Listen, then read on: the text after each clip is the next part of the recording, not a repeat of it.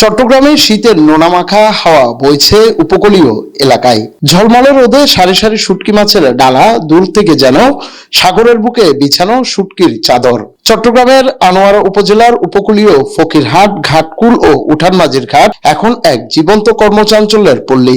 সকাল থেকে রাত পর্যন্ত এখানে চলে শুটকি প্রস্তুতের নিরবিচ্ছিন্ন ব্যস্ততা। কেউ জালে ধরা মাছ বাছাই করছেন, কেউ চিংড়ি ঝেড়ে ময়লা আলাদা করছেন, কেউ বা রোদের তাপে শুকানোর জন্য মাচায় টাঙিয়ে দিচ্ছেন কোরাল, সুরমা, লইট্টা, পোয়া ও চিংড়ি মাছ। একদিকে বালতির পাশে বসে মাছ আলাদা করা হচ্ছে, আরেক পাশে নারী শ্রমিকরা শুকনো মাছ বস্তায় ভরছেন।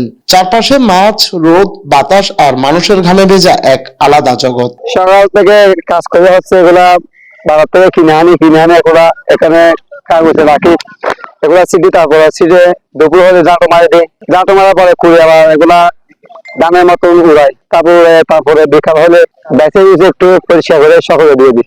বিভিন্ন রকমের মাছ শুরু হয়, সকাল পর্যন্ত বিকালে 2 লক্ষ করে মাছ শুরু হয়, ডেলি মাছ ডেলি গাড়িয়ে 7টা হয়। হলুয়া দেতালা, তারপরে বুলা করা দাহালি বাড়ি প্রতি বছর সবাই যে আসলে আমরা বাড়িতে চলে যাই, ডাল আসলে আবার চলতে আসি। মাছ আছে, সুরি মাছ আছে, জরা আছে।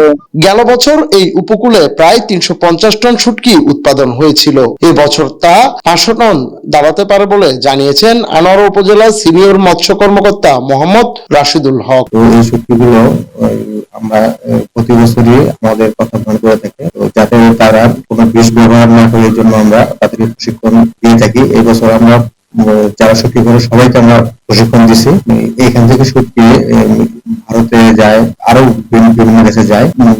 গত বছর 400 টনের মতো শুটকি করা হয়েছিল, এবছর আমরা আশা করি 500 টন ছাড়িয়ে যাবে। সেক্ষেত্রে টাকার মূল্য এটা 30 কোটি টাকারও বেশি। এখানকার শুটকি উৎপাদন শেষে পাঠানো হয় চট্টগ্রামের চাকতাই, ঢাকা, নোয়াখালী, সিলেট সহ দেশের বিভিন্ন এলাকায়। এমনকি বিদেশেও রপ্তানি হচ্ছে আনোয়ারার অর্গানিক শুটকি। জুনায়েদ হাসান, চ্যানেল 9, চট্টগ্রাম।